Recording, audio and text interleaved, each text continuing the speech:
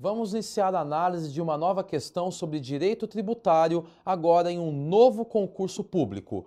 Qual é a questão, a alternativa correta? Qual é o concurso em que foi exigida a questão? Vamos lá, acompanhe comigo.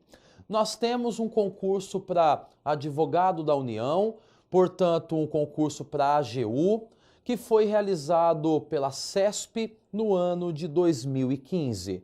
E nós temos aqui um enunciado curtinho por enquanto, né?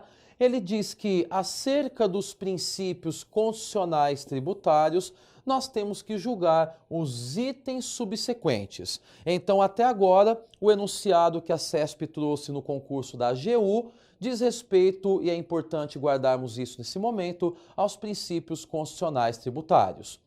Seguindo na questão, percebam que nós temos uma afirmação trazida pela CESP e a CESP quer que no final nós digamos se está certo ou se está errado. O que diz o enunciado? Vamos ler e ver o que a CESP exigiu. Conforme o princípio da irretroatividade da lei tributária, não se admite a cobrança de tributos em relação a fatos geradores ocorridos em período anterior à vigência da lei que os instituiu ou aumentou. Entretanto, o Código Tributário Nacional admite a aplicação retroativa de lei que estabeleça penalidade menos severa que a prevista na norma vigente ao tempo da prática do ato a que se refere, desde que não tenha havido julgamento definitivo. Bom, o que traz essa afirmação da CESP neste concurso para a AGU? Primeiro, ela diz que nós temos o princípio da irretroatividade, que veda que os entes tributantes cobrem tributo em relação ao fato gerador ocorrido antes da publicação da lei que os instituiu ou aumentou. Portanto, não poderia se ter uma aplicação a fatos geradores pretéritos.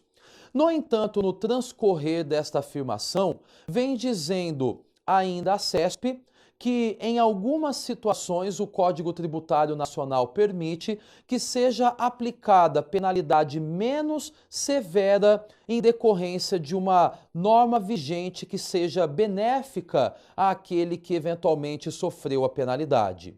A pergunta que a CESP faz: esta afirmação está correta ou esta afirmação está incorreta?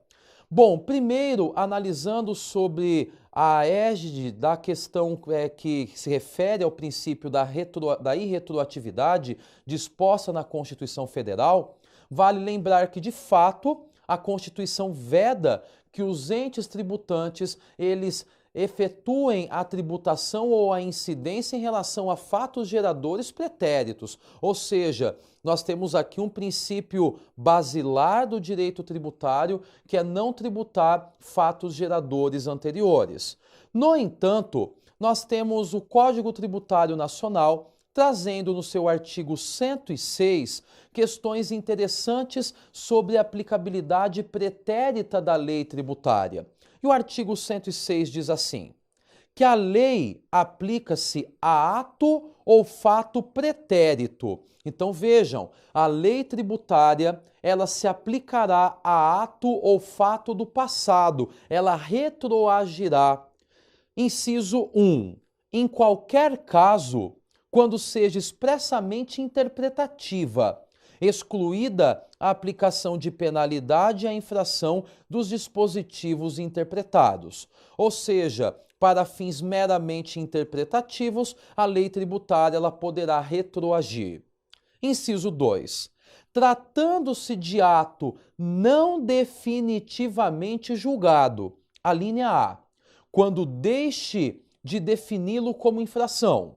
A linha B, quando deixe de tratá-lo como contrário a qualquer exigência de ação ou omissão, desde que não tenha sido fraudulento e não tenha implicado em falta de pagamento de tributo. E a linha C, quando lhe comine penalidade menos severa que a prevista na lei vigente ao tempo de sua prática. Vejam, se eventualmente nós tivermos uma lei que comine uma penalidade menos severa e desde que não se trate de ato definitivamente julgado, a lei tributária ela poderá então retroagir. Desta maneira, vamos voltar para o enunciado e vermos se realmente tudo que foi mencionado agora condiz com a afirmação da CESP. A CESP ela diz novamente que, conforme o princípio da irretroatividade da lei tributária, não se admite cobrança de tributo em relação a fatos geradores ocorridos em período anterior à vigência da lei que os instituiu ou aumentou. Portanto, aqui ele traz o princípio da irretroatividade. Só que diz que, entretanto, o Código Tributário Nacional admite a aplicação retroativa da lei que estabeleça penalidade menos severa que a prevista, eventualmente, na época em que ocorreu a prática do ato, desde que não tenha havido julgamento definitivo. Portanto, o que nós encontramos na afirmação da CESP é a existência, primeiro, do princípio da irretroatividade e, segundo, do artigo 106 do CTN, o que me faz afirmar que a CESP gostaria que o participante deste concurso, o candidato a uma vaga para o cargo de advogado-geral da União ou advogado da União, fosse uma alternativa corretamente assinalada. Ou seja, nós temos a alternativa que deveria ser assinalada correta, afirmando que o que a CESP trouxe nesse enunciado está correto, por força do artigo 150 da Constituição, que é onde se encontra o princípio da irretroatividade, bem como pelo artigo 106 do Código Tributário Nacional.